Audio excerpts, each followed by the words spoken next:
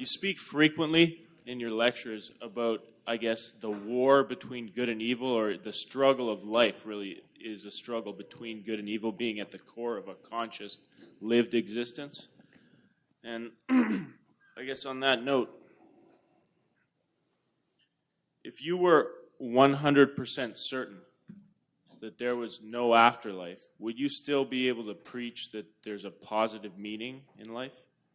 If you were 100% certain. Some atheists seem to be 100% certain, and yet they still preach that there's some positive meaning to life. Would you be one of those, or would you turn into Cain, so cynical?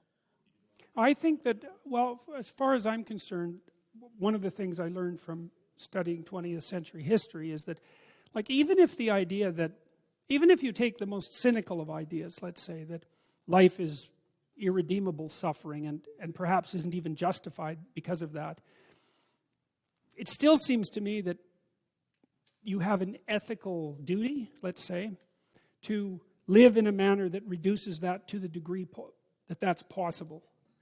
And I think that can be experienced as meaningful in some sense independently of the transcendent context.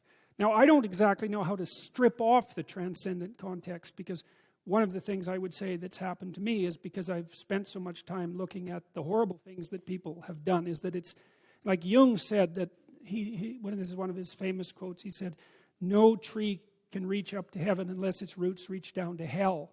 And so as I've dug deeper into the depravity of human beings, my sense of the possibility of human beings has also grown, what would you say, in proportion. And until I've become convinced, actually, that good is a more powerful force than evil, even though evil is an unbelievably powerful force. And so I can't really strip the transcendent away. Now, what bearing that has on eternity, say on an afterlife, I mean, I can't say anything about that.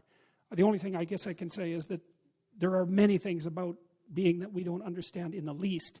And we don't understand the nature of consciousness or the nature of time. So I wouldn't despair about that. But yes, I think that life can still be meaningful without there being a necessity of an afterlife.